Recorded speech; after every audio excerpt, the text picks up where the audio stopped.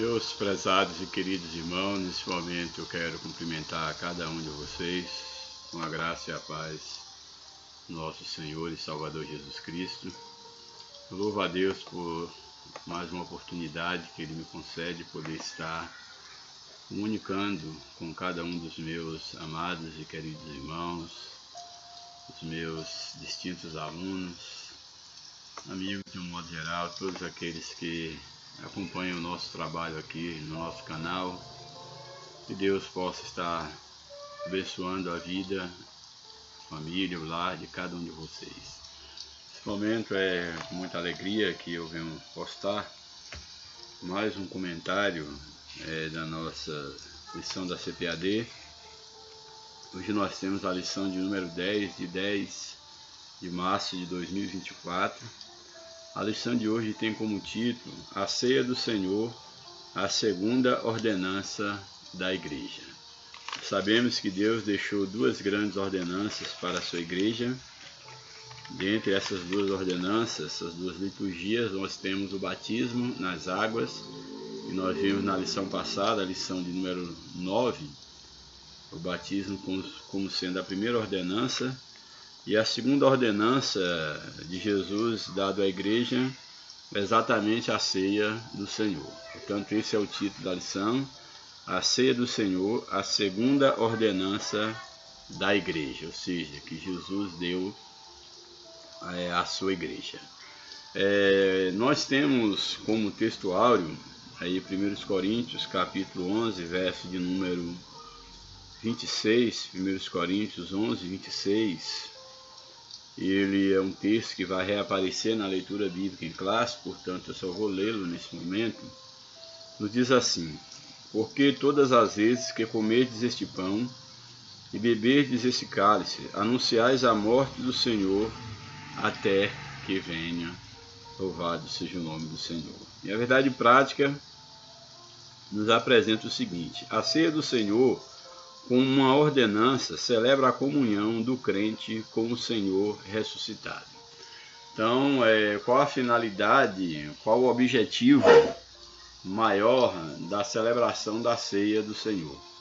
Exatamente como a verdade prática ela nos apresenta, é uma ordenança divina que tem como objetivo celebrar a comunhão do crente com Jesus Cristo. Porém, não um Jesus morto, mas um Jesus que morreu e ressuscitou.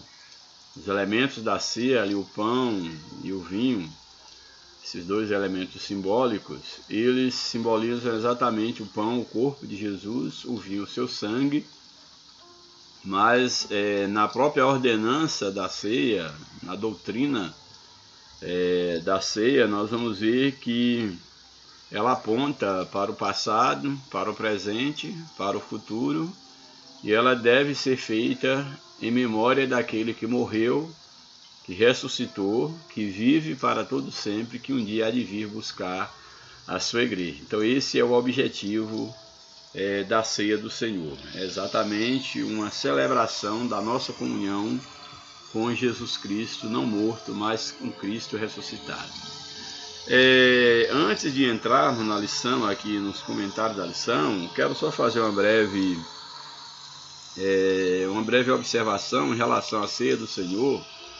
É diferente do que nós comemoramos hoje, esse ato da ceia, resumido à questão aí, um pedaço de pão e um pouco de vinho.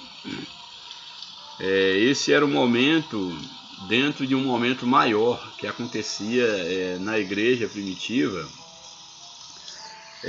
quando a igreja ela celebrava a ceia nas casas, então não havia templo, e à medida que a igreja ela ia crescendo, as casas dos irmãos, que era o local da reunião da igreja, então a igreja primitiva, a ceia do Senhor era também chamada da festa ágape, chamado de ágape, a ceia, que também chamada de festa do amor, festa ágape, festa do amor. E é interessante observar que nessa ocasião da ceia, era a época em que os irmãos eles se reuniam nas casas ao redor de uma mesa, para ir desfrutar da comunhão, e ali as suas refeições elas eram repartidas ali na mesa, todos em uma grande mesa, eles tomavam as suas refeições juntos, e em dado momento das refeições, junto com aquelas refeições, havia aquele momento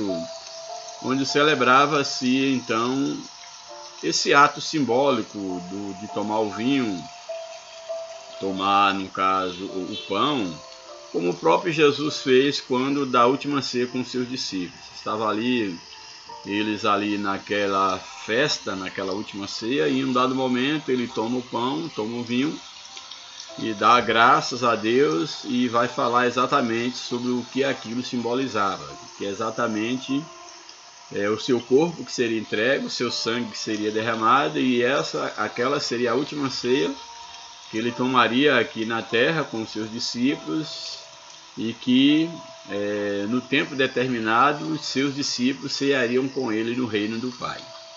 Portanto, só para colocar essa observação, que a ceia, como nós conhecemos hoje, era um momento específico dentro de uma reunião maior, a festa ágape, a festa do amor, a reunião de amor, onde os irmãos desfrutavam de uma comunhão ali, onde junto eles faziam as suas refeições, ali é uma mesa, e em dado momento tinha esse simbolismo ali junto com as refeições, a celebração da ceia. Mas o que o texto propõe aqui, a lição, e é o que é a nossa realidade da igreja atual, como nós conhecemos o ato da ceia, é exatamente simbolizada ali no pão, um pedaço de pão e um pouco de vinho, que são símbolos da morte, ressurreição e futura vinda, segunda vinda de Cristo para buscar a sua igreja. Então essa é a simbologia da ceia.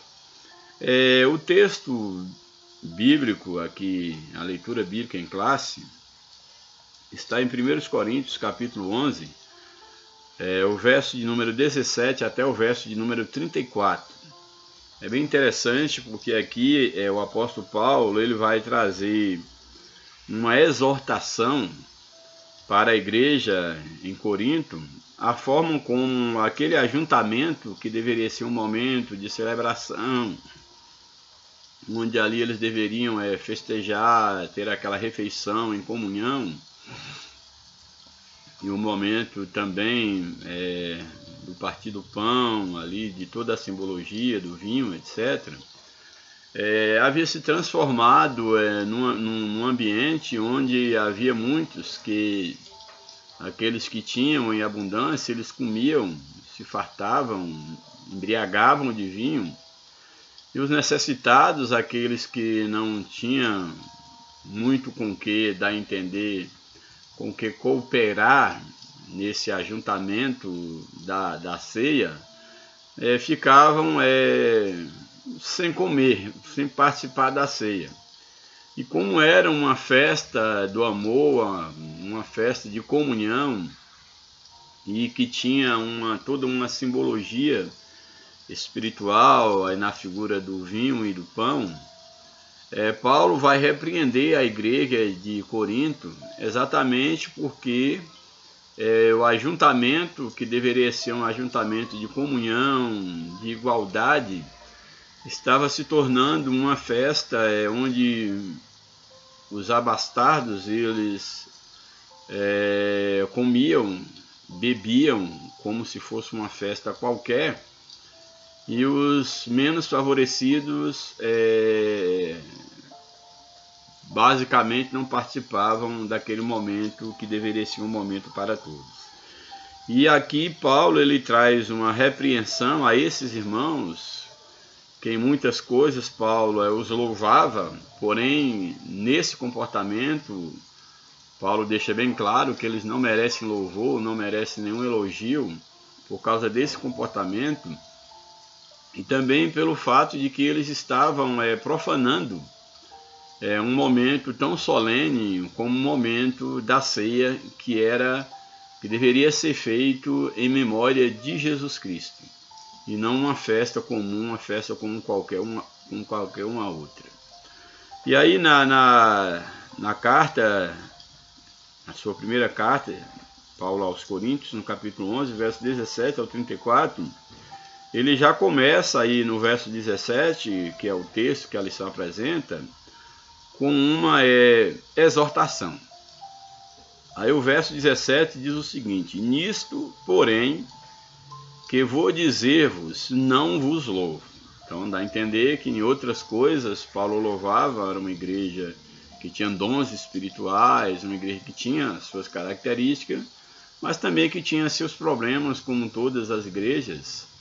E em Corinto é destacado, na igreja ali de Corinto, exatamente uma questão muito séria em relação à questão da desordem e da profanação de um momento tão solene. Então Paulo ele começa dizendo: ó, nisto porém nisso que vou dizer para vocês, eu não vos louvo, porquanto vos ajuntais não para melhor, senão para pior.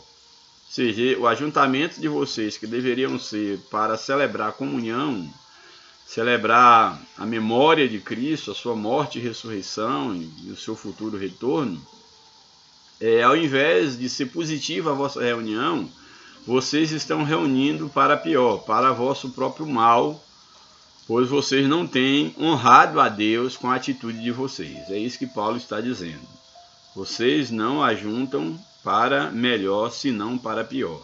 Aí verso 18, porque antes de tudo ouço que, Paulo ouviu dizer, alguém falou sobre Paulo, então dá a entender aqui que a notícia chegou a Paulo, e Paulo,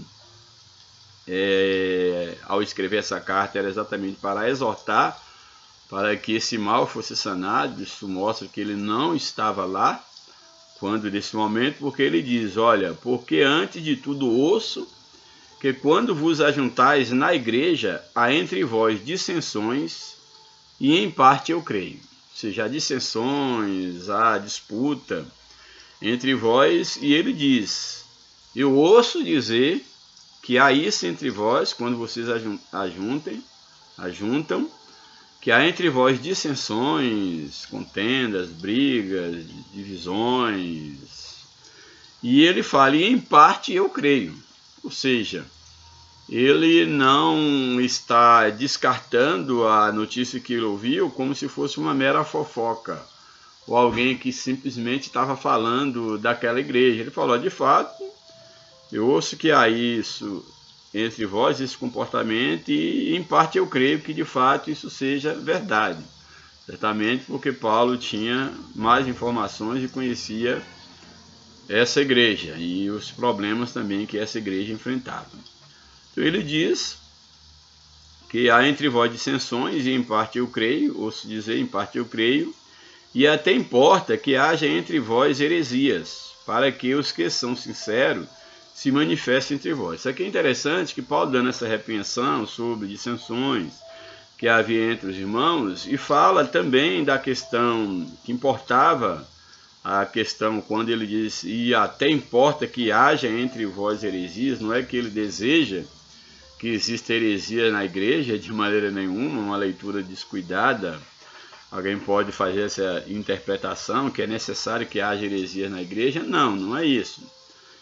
O que Paulo está dizendo, até importa que haja entre vós heresias, ele está dizendo que é inevitável que surja heresias no meio da igreja, em qualquer época, em qualquer tempo, em qualquer lugar, mas ele vai dizer que é até bom, em certo sentido, não bom para a igreja, mas é bom que aqueles que são hereges eles sejam manifestos como hereges, porque o grande problema é quando há heresia na igreja, há hereges na igreja, e a igreja não percebe que há heresia na igreja. Esse é o grande problema. Porque o surgimento da heresia é possível que isso aconteça dentro de uma igreja. Agora é necessário que a igreja tenha uma liderança, ela tenha conhecimento, ela seja ensinada para detectar qualquer herege com suas heresias. É nesse sentido que Paulo está dizendo que até importa que de fato haja entre vós, assim, é até importante que se perceba que há heresia, para que os que são sinceros manifestem entre vós, para que possa, de fato, perceber, possa separar os verdadeiros cristãos dos que são falsos, dos heréticos. É nesse sentido que Paulo está dizendo que é até bom que os hereges eles sejam descobertos, eles se manifestem, para que não venham contaminar o rebanho, para que um herege seja tratado como herege. Essa é a ideia central do que Paulo está passando aqui para a igreja. De sorte que, falando sobre o que estava acontecendo, mais especificamente agora em relação à ceia do Senhor. De sorte que, quando vos ajuntais num lugar, não é para comer a ceia do Senhor. Ou seja, vocês dizem que estão juntando para cear a festa ágape, a festa do amor, porém, quando vocês estão se ajuntando, não é para desenvolver uma comunhão, não é para memorizar ou rememorizar a morte e ressurreição do Senhor. Então não é para isso. O que vocês estão fazendo não é o que o Senhor ordenou. Da forma como vocês estão procedendo. É isso que Paulo está dizendo. Olha, quando vos ajuntais num lugar, não é para comer a ceia do Senhor. Por quê? Aí ele coloca o verso 21. Porque comendo cada um, porque comendo, ou seja, estando reunidos, cada um toma antecipadamente a sua própria ceia. Então dá a ideia que todos cooperavam, levavam algum alimento para a ceia, e antes que todos chegassem, ou que todos estivessem à mesa, e de uma maneira igual todos participassem, o que Paulo está dizendo é que, porque comendo, ou seja, ao comer a ceia, cada um de vós antecipadamente toma a sua própria ceia. Antes de esperar um pelos outros, cada um vai logo, pega, toma a sua própria ceia, e assim um tem fome e outro embriaga-se. Ou seja, uns enchem a barriga demais e outros ficam com fome. Uns não tomam, não participam do vinho e outros se embriagam, porque vocês têm agido dessa forma, desonrando a ceia do Senhor, desonrando esse memorial. Então vocês não estão agindo dessa forma, sem esperar um pelo outro, um enchendo a barriga, outro ficando com fome, um ficando embriagado e o outro sem participar do vinho. O que vocês estão fazendo, isto não é ceia do Senhor. É isso que Paulo está dizendo. Quando ele diz no verso de número 20, quando vos ajuntais num lugar, não é para comer a ceia do Senhor. Por que não é? Porque comendo, cada um toma antecipadamente a sua própria ceia. Assim um tem fome e outro embriaga-se.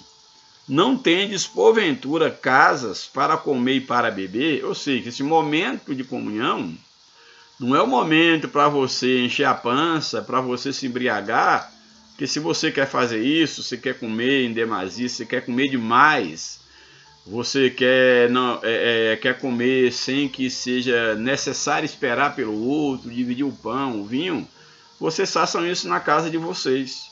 Mas na igreja é necessário que todos participem igualmente da comunhão da ceia. Então é exatamente isso que Paulo ele está colocando, bem interessante. Não tendes porventura casas para comer e para beber? Vocês querem fazer isso, façam nas suas casas. Agora na igreja, e aqui entenda-se igreja, o local onde estava reunido, uma casa, não havia templo nesse momento, mas ali era o momento da reunião, era a igreja de Cristo reunida, e não era o momento para isso. Então é exatamente aí que cabe essa exortação. Vocês não têm de casa para comer e beber, ou desprezais a igreja de Deus. Quando vocês fazem isso no momento da ceia, vocês estão desprezando a igreja, que é a igreja de Deus, que é o corpo de Cristo. Vocês não estão simplesmente deixando um irmão sem comer ou sem beber, não. Vocês estão desprezando a igreja. Ou seja, está desprezando o próprio Deus, porque a igreja é de Deus. Essa atitude que eles faziam era uma desonra para o próprio Deus. Eles desonravam o próprio Deus, a igreja de Deus, como o texto deixa bem claro. Ou desprezais a igreja de Deus e envergonhais os que nada têm, que vos direi? Louvar-vos-ei?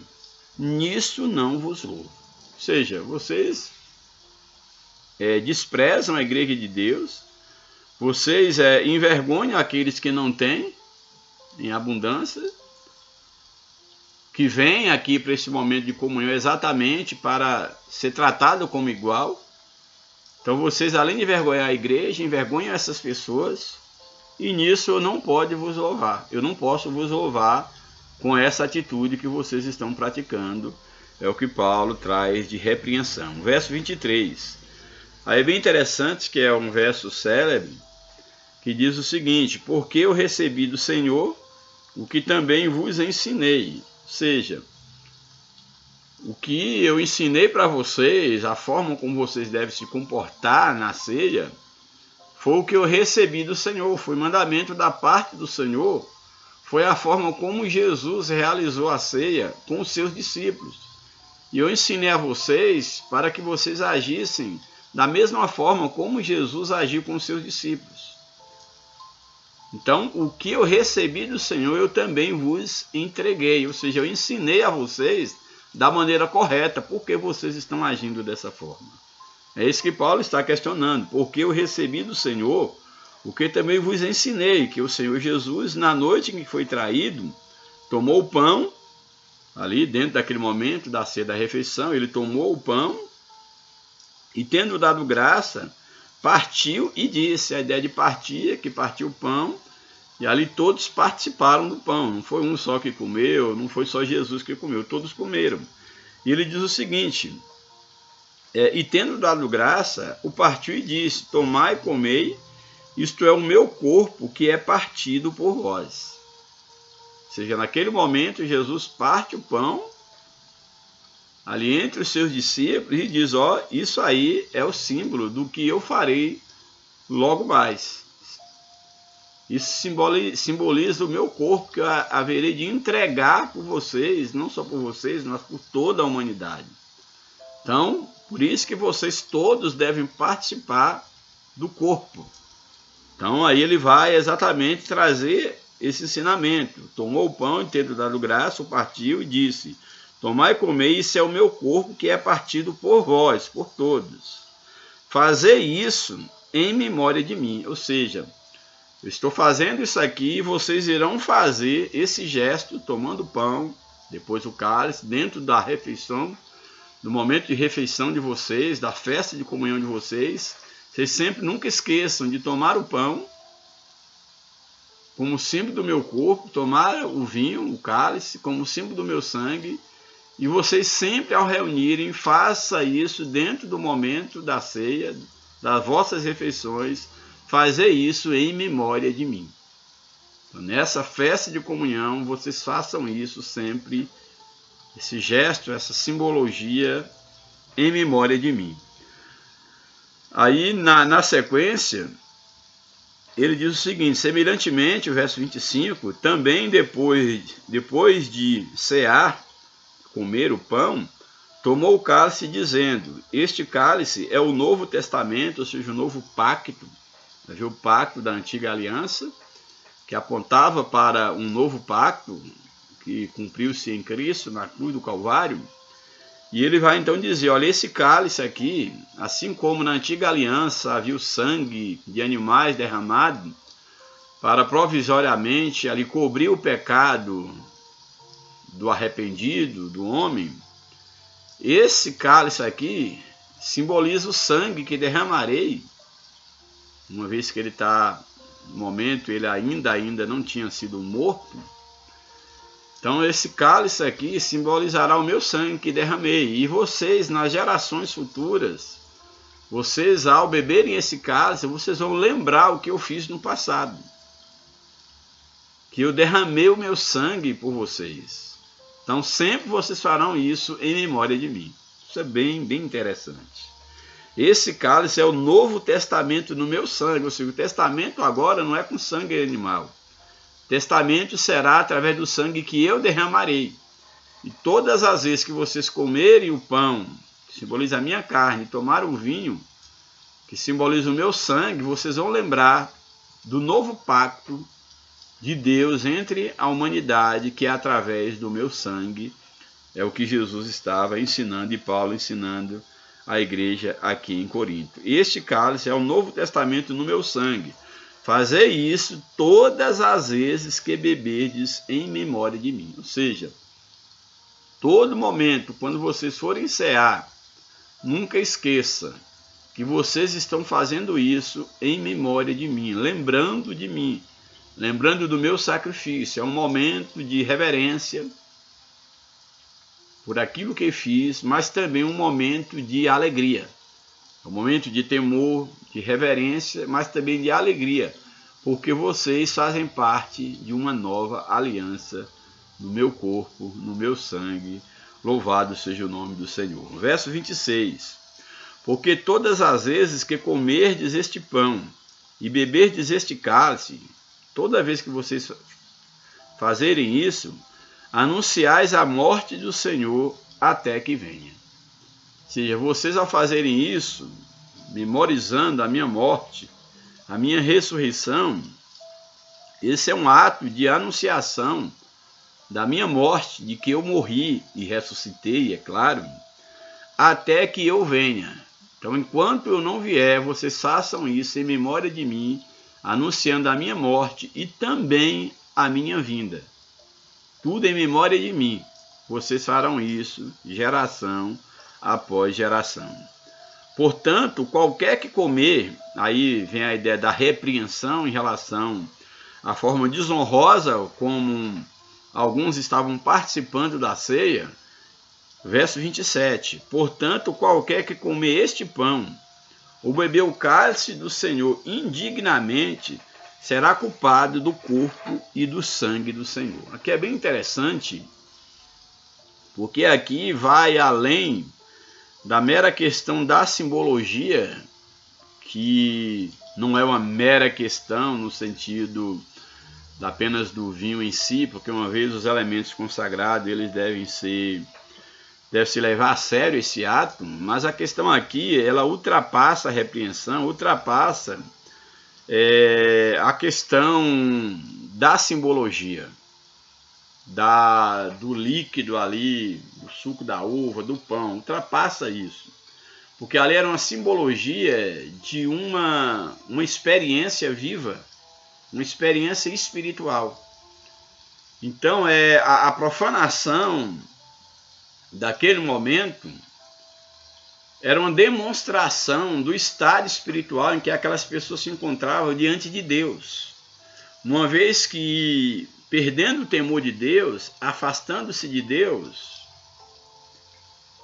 a pessoa não teria nenhuma dificuldade de agir como se fosse natural, profanando os elementos da ceia.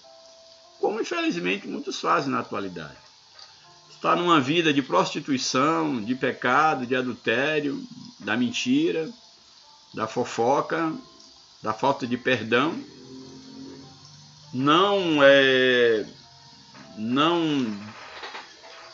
está em comunhão nem com Deus, nem com o irmão, mas simplesmente acha que a ceia é só esse momento lá ritual que tem que uma vez por mês, ou uma vez por semana, ou de ano em ano, seja como for assim, em cada lugar, que ele deva participar para dar uma satisfação ali ao grupo social, mas como se fosse uma coisa sem a menor importância, apenas um mero ritual. Então esse desprezo, por exemplo, pelo batismo, batiza de qualquer jeito, toma um banho na água, está comendo um pedaço de pão, um pouco de vinho, sem nenhum temor, sem nenhuma reverência, sem nenhuma consciência do que aquilo simboliza. Então essa falta de temor, de reverência, reflete o que está acontecendo no interior da pessoa.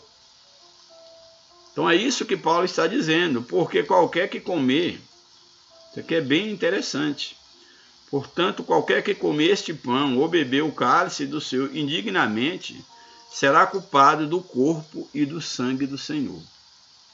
Seja aquele que não é digno, que indignamente está participando da ceia de qualquer jeito, que não olha para a seriedade do ato, E aqui, apesar de muitos tentam fazer uma leitura mais branda da questão aqui, como se a pessoa pudesse viver, não, pecou, pode participar da ceia, depois você conserta. Eu não enxergo dessa forma, não enxergo.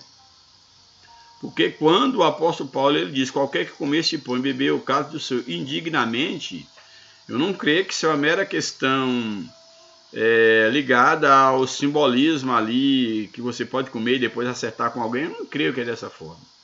Eu creio que é alguém que, estando com uma vida em pecado, e já vivendo no pecado, ele participa dessa simbologia, desse memorial, momento da ceia, como se fosse um momento qualquer, que não corresponde a nenhuma realidade espiritual, a nenhum temor espiritual, a nenhuma experiência com Deus. E ele, de fato, ele já está fraco, já está doente, já está morrendo ou morto. E é por isso que ele leva, na maior naturalidade, é por isso que ele profana a ceia, porque de fato ele já está doente.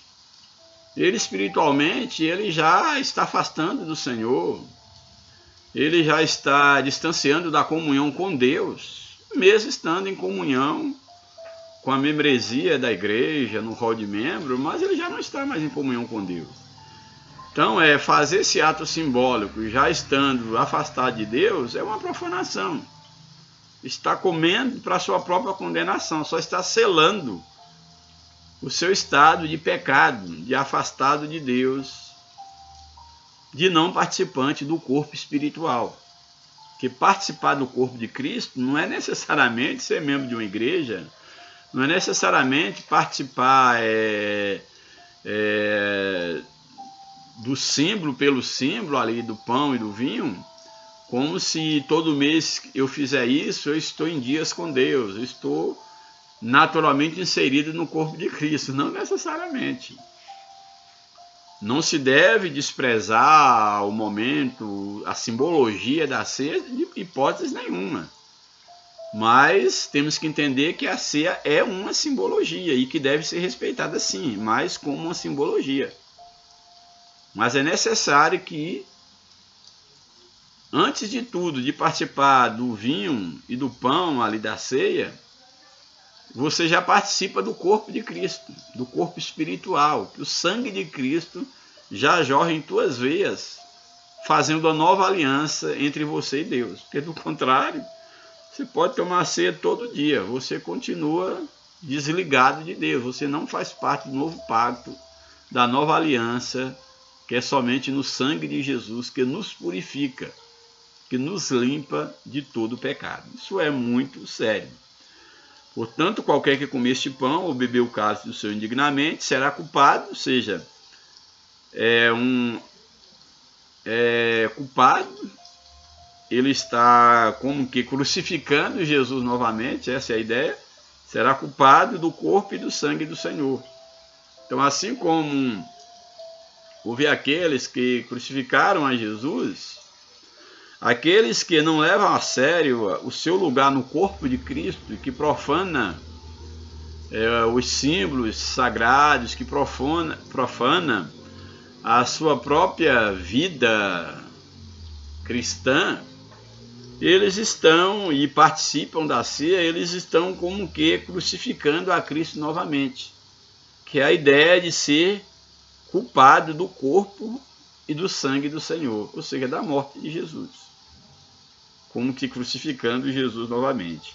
Aí o verso 28, ele diz, examine-se, pois, o homem a si mesmo, e assim coma desse pão e beba desse cálice. Isso aqui é bem interessante, que quem tem que examinar o homem é ele mesmo. É claro, sempre com a luz do Espírito Santo, que nos convence do pecado.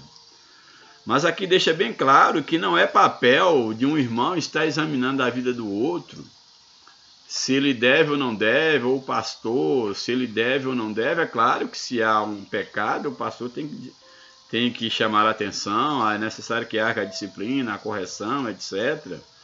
Cada caso existe um remédio para cada caso, mas aqui, em última instância, a responsabilidade maior do homem diante de Deus é entre ele e Deus. O pastor não tem uma bola de cristal, não é dever do irmão que está do seu lado dizer se você pode ou não participar da ceia do Senhor. Você tem que examinar a si mesmo, a tua consciência é que deve te acusar ou te absolver diante de Deus, se você é digno ou não de participar da ceia do Senhor. Nós somos muito tendentes a julgar os outros, quem pode, quem não pode, quem está em condição e quem não está, mas nós não julgamos a nós mesmos. Então aqui o texto, ele deixa muito bem claro, quando ele coloca: examina-se, pois, o homem a si mesmo. Cada um examina-se a si mesmo, a sua condição espiritual, e então coma deste pão e beba desse cálice, depois de você fazer o seu exame. Se você está ou não em condição, ou se você está ou não no corpo de Cristo, se você é membro ou não do corpo de Cristo. 29. Porque o que come e bebe indignamente, come e bebe para a sua própria condenação. Aquele que está profanando o corpo do Senhor, ele está fazendo isso para a sua própria condenação. Aí o texto fecha: não discernindo o corpo do Senhor, não tendo discernimento da seriedade do que é ser corpo de Cristo e do que é participar desse memorial que simboliza exatamente o sacrifício de Cristo feito por cada um de nós. E aí o verso 30, por essa falta de discernimento do corpo do Senhor, por estar comendo para a sua própria condenação, aí Paulo ele chega à conclusão dizendo: por causa disso, eis o motivo que há entre vós muitos fracos e doentes, e muitos que dormem. Aí existe leituras: fraco, no sentido, alguns dizem que é a fraqueza física, doente, é uma doença física, e dorme seria a ideia de morrer mesmo. Tem leitura, mas eu prefiro colocar aqui no sentido do estágio espiritual dessas pessoas, porque o texto deixa bem claro que essas pessoas estavam entre os irmãos. Então eles estavam ali, congregando, participando da ceia. Porém, muitos estavam fracos. Eu não creio que é fraqueza física. Fracos espiritualmente, porque não tinha discernimento. Estavam perdendo o temor de Deus, enfraquecendo espiritualmente. Muitos fracos, enfraquecendo na fé, doentes, insensíveis à voz de Deus, doentes espirituais, e muitos que dormem mortos espiritualmente, que a consciência já não os acusava mais da sua condição de pecado. Então, eu entendo que o que Paulo está dizendo, que é a falta de discernimento do que pertencer ao corpo de Cristo e participar desse momento simbólico, é exatamente uma prova de que essas pessoas elas estão num estado de fraqueza, de adoecimento espiritual, e muitos estão até mortos, porque isso já não lhes pesa na consciência. Aí na sequência, no verso 31, ele diz: porque se nós nos julgássemos a nós mesmos, não seríamos julgados. Ou seja, se cada um examinasse a si mesmo, nós não seríamos julgados por Deus e nem pelo outro. Se ao invés de colocar no lugar de juiz do outro, mas se nós fôssemos juiz de nós mesmos, nos examinássemos a nós mesmos, nós não seríamos julgados. Porque se nós julgássemos a nós mesmos, não seríamos julgados, nem por Deus e nem pelos outros. Porque cada um seria o juiz da sua própria vida. Mas quando somos julgados, ou seja, quando alguém nos julga no sentido de nos repreender, de mostrar que não estamos em condição, essa é a ideia, quando alguém nos julga de fato, que nós somos julgados pela igreja como pessoas que de fato, no caso aqui, é herético, alguém que está de fato profanando, as coisas santas, e é levado ao julgamento, olha o que o texto diz, que não é para jogar as pessoas fora, mas quando somos julgados, somos repreendidos pelo Senhor para não sermos condenados com o mundo. Então, ou seja, se a igreja, a liderança julga, Deus, através da liderança da igreja, da sua palavra, julga que você merece ser exortado, disciplinado, seja lá o que for, esse é o remédio para que você não seja condenado junto com o mundo, para que você não passe de uma fraqueza espiritual para uma doença e para uma morte espiritual, a ponto de que não haja mais remédio. Por isso que nós somos julgados, por isso que nós somos repreendidos, com uma prova do amor de Deus, para que nós não sejamos condenados com o mundo. Verso 33, portanto, meus irmãos, quando vos ajuntais para comer, esperai uns pelos outros, que é o que alguns deles não estavam fazendo. Então, quer comer à vontade, vai em casa, mas aqui na ceia vocês esperam pelos outros. Que comunhão é essa que vocês estão demonstrando? E que respeito é esse pelo símbolo, pelo corpo de Cristo, pela ceia do Senhor? Então, esperar uns pelos outros. Mas se alguém tiver fome, coma em casa, para que vos não ajunteis para a condenação. Para que você não venha profanar esse momento, então coma em casa, se você tem fome. Quanto às demais coisas, ordená-las-ei quando for ter convosco. Quanto outras coisas que eu preciso tratar com vocês, eu vou tratar quando eu estiver aí com vocês, é o que Paulo está falando. Bem, vamos para a introdução da lição. Eu vou procurar não me deter muito, pois essa semana eu não passei muito bem de saúde, tive aí uma crise muito forte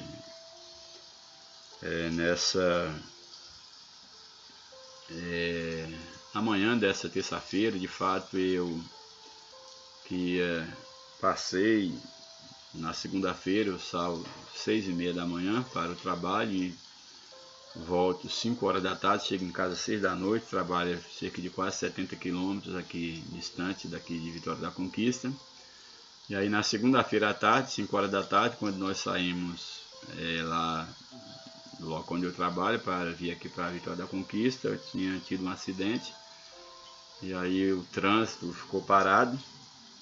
E ali, sem tomar medicação, se alimentar, a gente ficou de 5 da tarde até 9 horas da manhã, 10 horas do outro dia. Então, saí de casa 6h30 da manhã da segunda e vim chegar em casa meio-dia da terça-feira. E fiquei aí na estrada de 5 horas da tarde até 9 horas da manhã do outro dia. E aí isso me abalou demais a minha saúde, tive problemas seríssimos. Mas graças a Deus estou recuperando, tive que ser socorrido, levado pela emergência. Mas graças a Deus estou me recuperando aos poucos. Estou de atestado médico ainda, mas já estou me recuperando, graças a Deus. Então eu não vou assim deter muito no comentário da lição, eu vou pontuar algumas coisas aqui, mesmo porque amanhã eu tenho que dar aula aqui no seminário aqui da igreja e eu preciso estar mais recuperado, mais forte para poder falar aí aqui na nossa igreja aí amanhã à noite, sábado, o dia todo, manhã, tarde e noite, e talvez ainda domingo. Então eu preciso poupar um pouco aqui a minha saúde. Bem, o comentário da lição, oreis por mim. O comentário da lição, a introdução, nos diz assim: assim como o batismo em águas, a ceia do Senhor também é uma ordenança dada por Jesus à sua igreja. Ao longo da história, a igreja tem a ceia do Senhor como uma das celebrações mais significativas. Nesse sentido, o cristão pode contemplar a ceia sob 3 perspectivas. Ao participar da ceia, ele pode contemplar, ter um foco em 3 perspectivas. A primeira, Um olhar para trás. Em que sentido? Quando ele contempla Cristo entregando-se em sacrifício vicário na cruz do Calvário. A ceia nos faz olhar para trás e ver o que Cristo fez por nós. Essa é uma perspectiva de quando celebra a ceia. Uma outra perspectiva é um olhar para o presente, ou seja, quando vê sua real condição diante de Deus e como foi alcançado pela graça de Deus. Nós olhamos para trás, vendo o que Cristo fez, olhando para o presente, nós vemos agora como nós somos alcançados pela graça de Deus. A condição agora que nós somos colocados como filhos de Deus, como justificados por Cristo. E um terceiro momento, foco, que é exatamente um olhar para o futuro, quando mantém sua expectativa e esperança na segunda vinda de Cristo, porque ele prometeu voltar para nós cearmos com ele nas mansões celestiais. Louvado seja o nome do Senhor. Nesse sentido, a ceia do Senhor é uma cerimônia que deve ser celebrada com reverência, mas também com júbilo e com expectativa. Reverência pelo que Cristo fez, com júbilo pela posição que nós exercemos agora em Cristo, ocupamos em Cristo, e também com expectativa de que Cristo um dia há de vir para buscar a sua igreja. Louvado seja o nome do Senhor. Primeiro tópico da lição, a natureza da ceia do Senhor na tradição cristã. Primeiro subtópico, na tradição romana, como a igreja romana, a católica romana, vê a ceia. O romanismo compreende de forma literal as expressões ditas por Jesus em referência aos elementos da ceia do Senhor, isto é o meu corpo, que está em Lucas 22, este cálice é o meu sangue, lá em Lucas 22, 19 e 20. Jesus fala, esse é o meu corpo e esse é o meu sangue. Então a igreja romana vê isso como sendo literalmente o corpo e o sangue de Jesus. Que a ceia ali, de fato, ela é o corpo e o sangue de Jesus. Assim, segundo esse entendimento, durante o cerimonial, os elementos da ceia se convertem, se transformam no corpo e no sangue de Cristo. Esse ensino é conhecido como transubstanciação, que é essa transformação no momento da celebração, que o pão transforma no corpo e o vinho transforma-se no sangue de Jesus de fato. Esse processo da transubstanciação defendido pela Igreja Romana. Há pelo menos dois problemas com essa interpretação, porque destaca dois problemas em dizer que isso de fato é o corpo e o sangue de Jesus. O primeiro é de natureza lógica. Por que lógica? Porque quando Jesus celebrou a última Páscoa, ele estava presente. Então, se ele estava presente, aquilo não podia ser o corpo de Jesus, porque ele estava ali com os discípulos. Como é que ele daria o seu sangue, daria a sua carne, um canibalismo? Isso é algo... Jesus ainda tinha que morrer, ainda tinha que fazer aliança no seu sangue. Então, lógico, olhando pelo viés lógico, essa tese não se sustenta pelo viés da lógica. Então, primeiro, de natureza lógica, não se sustenta porque Jesus celebrou a última Páscoa e a ceia e ele estava presente, portanto não podia estar fisicamente no pão e muito menos no cálice, já que fisicamente ele se encontrava lá. Por outro lado, um outro equívoco, entender essas palavras de forma literal e não como metáfora cria problema de natureza exegética, ou seja, outras passagens da Bíblia, Jesus diz que ele é a porta. Jesus não é uma porta, ele é a água, Jesus não é a água. Então, teria que interpretar também esses outros textos de maneira real e não, vamos dizer assim, figurada. Então, se aqui Jesus é o corpo, a ceia é o corpo mesmo e o sangue de Jesus, então quando ele diz que é a porta, que ele é o caminho, ele é de fato uma porta, ele é um caminho mesmo, uma estrada, ele é uma água, um líquido, não é isso. Então, teria problema aí de exegese. Então, por outro lado, entender essas palavras de forma literal e não como metáfora, cria problemas de natureza exegética. Jesus disse, por exemplo, que ele era a porta, evidentemente, ele não se referia a uma porta no sentido real, literal, como diz aqui o texto. Segundo subtópico, na tradição protestante, isso na tradição romana. a transubstanciação, que é o pão e o vinho de fato se transformam no sangue e no corpo de Cristo. Na tradição protestante, luterana, a tradição luterana diverge da católica quando nega que os elementos da ceia,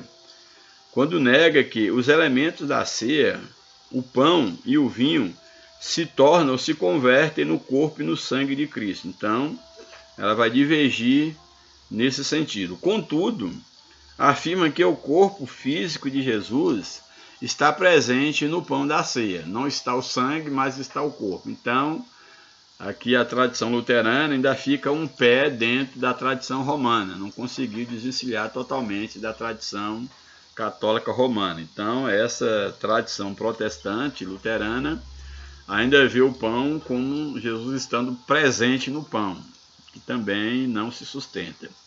Esse entendimento luterano é denominado de consubstanciação. Como se vê, Lutero não conseguiu se desvencilhar por completo da tradição católica quando dá uma versão modificada da sua antiga crença, como ele era um monge católico. Então ainda fica um pé preso dentro do catolicismo romano. E por fim, a posição pentecostal, que é da maioria das igrejas. A tradição pentecostal, e aqui não só da igreja pentecostal em si, mas aqui não dizer que é uma prerrogativa só da igreja pentecostal, é claro que a lição aqui é uma lição da Assembleia de Deus, uma visão pentecostal, mas não quer dizer que apenas a visão pentecostal ela vê essa questão, a ceia como um símbolo, o pão e o vinho como um símbolo. Também não é uma propriedade só da igreja pentecostal, porque quando fala assim dá a entender que é só a igreja pentecostal ou a igreja de linha pentecostal. Não é apenas. É a posição pentecostal. A tradição pentecostal entende que o pão e o vinho, não só a tradição pentecostal, não se converte fisicamente no corpo de Jesus, nem tampouco Jesus está presente fisicamente neles. Assim, o pão e o vinho simbolizam o corpo e o sangue de Jesus, que é o que quem tem minimamente uma leitura, uma exegese séria, sem comprar teologia prontas, mas a Bíblia, pela própria Bíblia, que a Bíblia interpreta a própria Bíblia, essa é a regra áurea, vai perceber que de fato o pão e o vinho são símbolos, não são desprezíveis, mas são apenas símbolos do corpo e do sangue de Jesus. Então, assim, o pão e o vinho simbolizam o corpo e o sangue de Jesus. Contudo, Jesus se faz presente espiritualmente no símbolo da ceia. Ali representa uma simbologia. E espiritualmente, aquele momento tem que ser reverenciado, porque Jesus aceita, foi ele que ordenou. Então, espiritualmente, ele se faz presente, sim, na ceia. No momento quando ali participa-se do corpo e do sangue, tanto é que não se deve profanar, não comer para a própria condenação. Que espiritualmente Jesus está presente. Ali é uma simbologia que tem, vamos dizer assim, tem um alcance espiritual. Portanto, espiritualmente, Jesus está presente na ceia. Essa é a posição da maioria, não só dos pentecostais, mas das igrejas.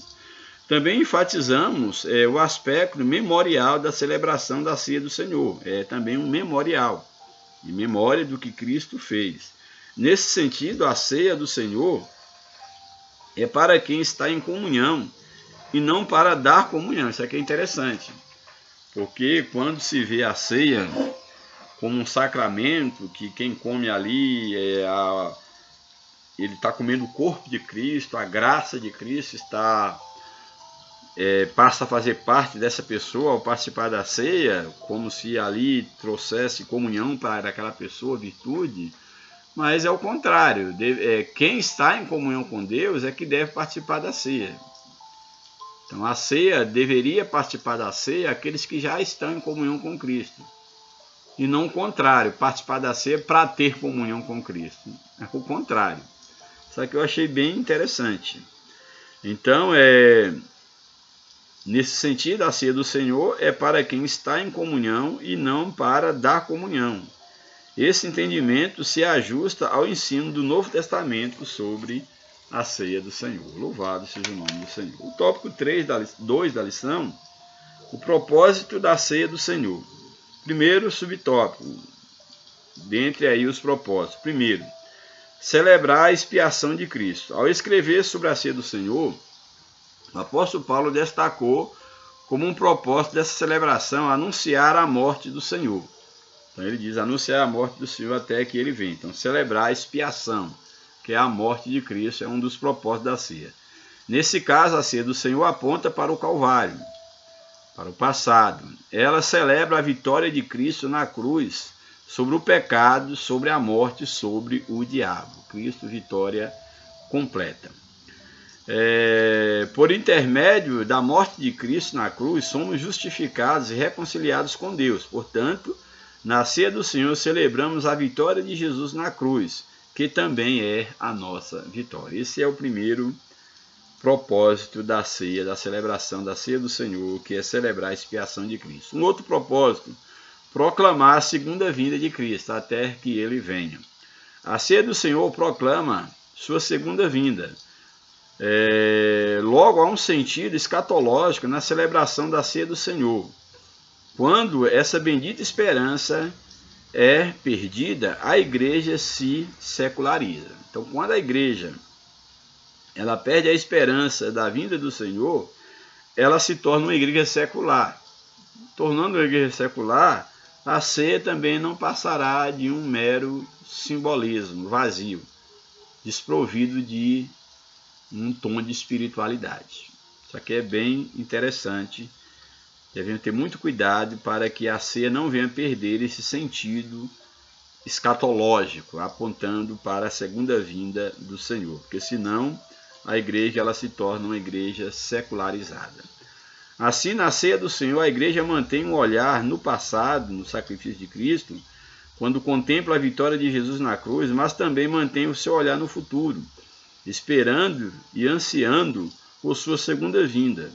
Ao contemplar o retorno de Cristo, a igreja lembra o que é peregrina na terra e que a sua pátria não é aqui. Muito interessante. E quando a igreja ela tem esse olhar voltado também para o futuro e contempla a vinda de Cristo, que Cristo há de vir a qualquer momento, ela vai perceber que ela é peregrina na terra, que o seu lugar não é aqui, que ela deve levantar e andar, porque aqui não é o seu descanso. Ela deve andar com os olhos postos também na vinda de Jesus.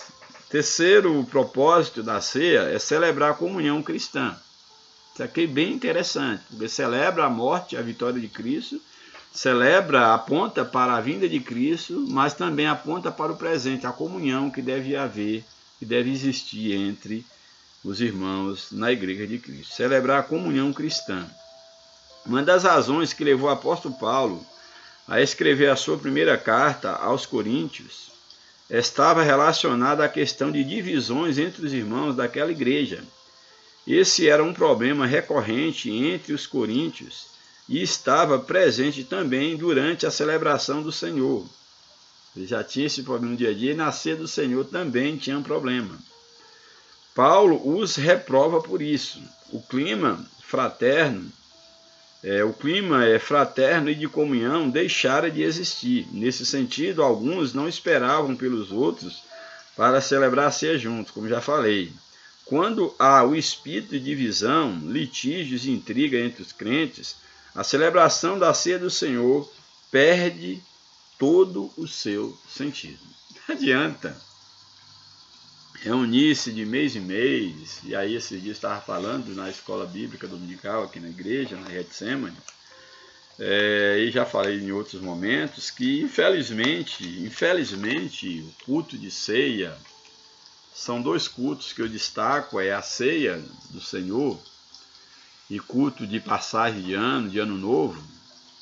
Eu, na minha experiência, aí nasci no lar cristão, 53 anos de vida, eu tenho percebido, é claro, com as honrosas e cada dia mais raríssimas exceções, mas infelizmente são dois cultos na igreja, claro, com as honrosas exceções, e é claro, existe lugar ainda que existe pessoas sérias de fato, mas sempre tem aqueles que não levam a sério.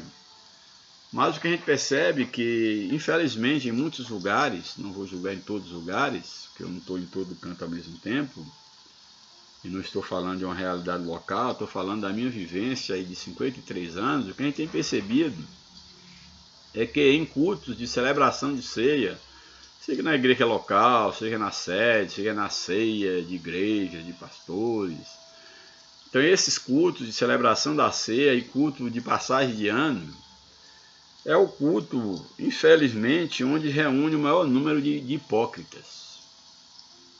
Às vezes a pessoa passa o mês todo, ou o ano todo, sem dar a mínima para o irmão que está do lado, sem dar a mínima para a igreja onde congrega, inclusive, praticamente não aparece, mas no culto de ceia está todo mundo lá. E uns ainda todos vestidos de branco para representar a pureza.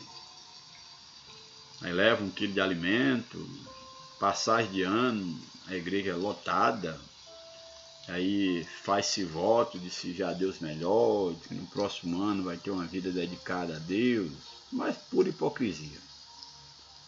Então o que Paulo fala aqui não está muito distante de nós. Eu deveria parar para pensar. Será que eu só estou indo na igreja, no culto de ceia, para dar satisfação ali que eu sou membro e estou participando da ceia, ou em passagem de ano para mostrar que eu ainda estou vivo?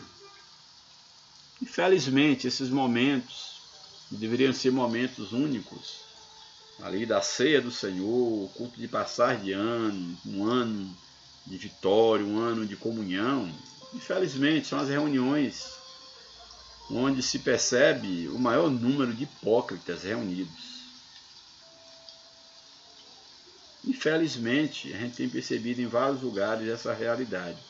Mas que Deus nos guarde, Deus é quem conhece cada um de nós, eu não estou julgando a ninguém, mas também a gente não pode desprezar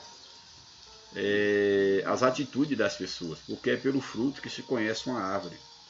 Pessoa que não dá a mínima para a sua igreja, não dá a mínima para o outro, para o irmão, para a sua liderança, para o lugar onde congrega, que só vem tomar ceia de mês em mês ou vem de ano em ano na igreja, lamento, viu? Lamento, mas não dá para aceitar isso calado, hipótese nenhuma, não dá para aceitar isso calado.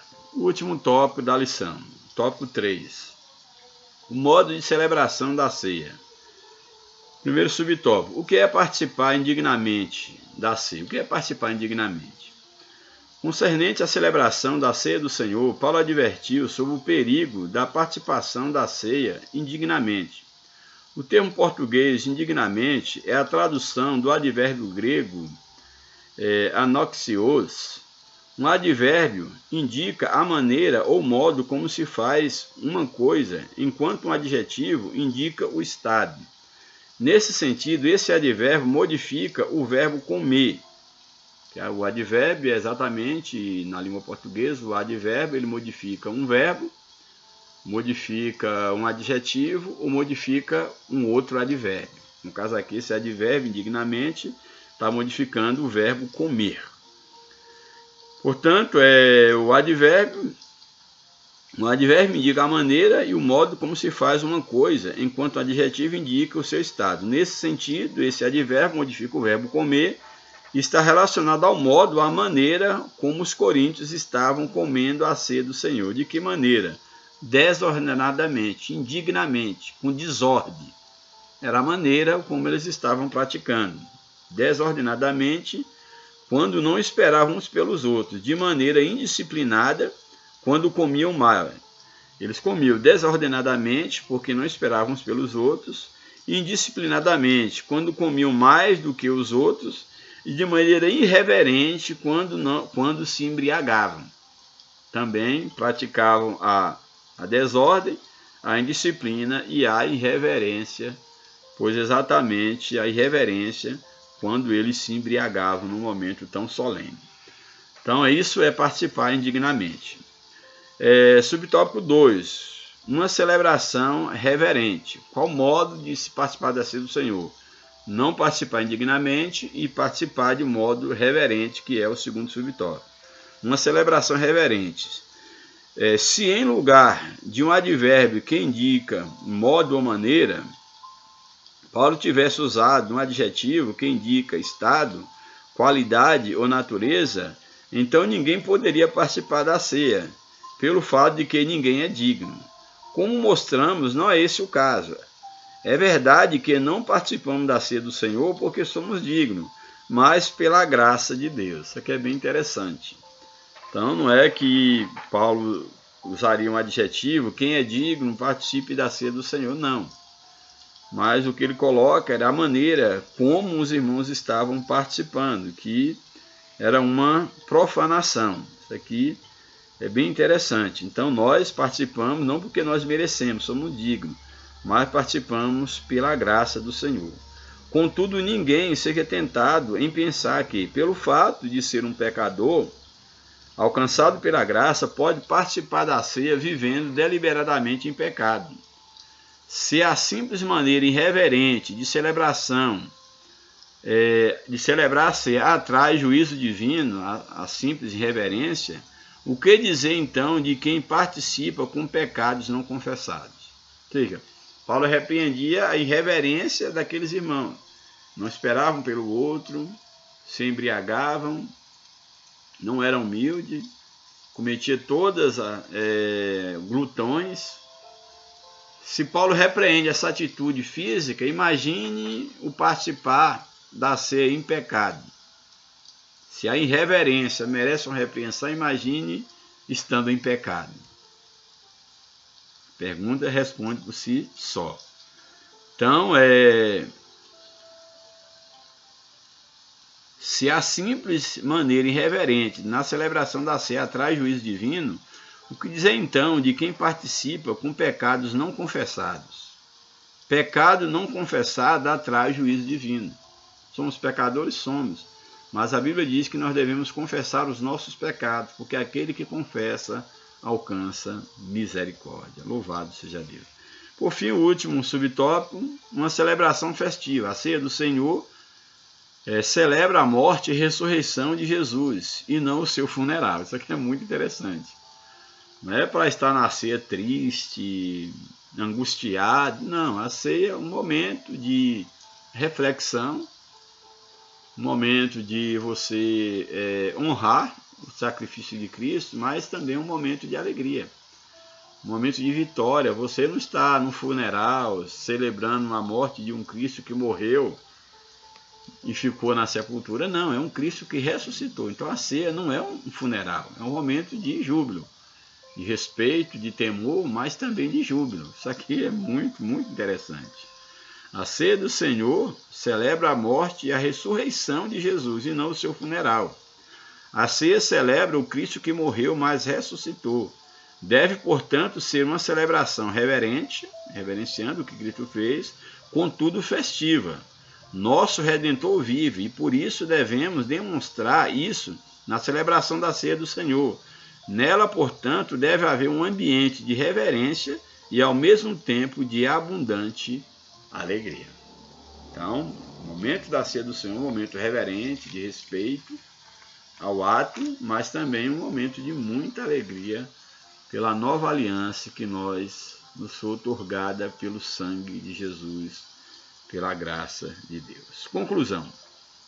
Nessa lição, sob diferentes perspectivas, vimos alguns aspectos que revelam o sentido e propósito da ceia do Senhor. Não é um sacramento, ou seja, que de uma forma mágica confere graça às pessoas. Não é um sacramento que de forma mágica concede graça aos que dela participam, nem tampouco uma vacina para dar comunhão a quem não tem. A ceia não faz isso. Como também o batismo. Ah, não, eu vou batizar, quando eu sair da água já sai uma nova criatura. Em hipótese nenhuma. Sair só no Calvário. Só o encontro com Cristo. Na verdade, o direito de celebrar essa importante ordenança é o resultado da graça que foi concedida a cada crente, o encontro com Cristo. É necessário ter esse discernimento quando se participa desse rito cristão. Trata, pois, de um ato que não pode ser celebrado de qualquer jeito ou maneira, nem tampouco por quem vive deliberadamente em pecado. Está numa vida de pecado e vir participar da ceia profanando o corpo e o sangue de Cristo. Que Deus me guarde, que Deus te guarde dessa atitude. Gente, Deus nos abençoe. Continue orando por mim, espero que tenha sido proveitosa a nossa aula. Confesso que estou bastante cansado, mas graças a Deus nós falamos aqui 1h10, creio que é o suficiente. Que Deus abençoe a sua vida, a vida da sua família, e que na próxima semana estejamos aqui para aprendermos mais da palavra de Deus. Um grande abraço, Deus os abençoe, em nome de Jesus. Amém.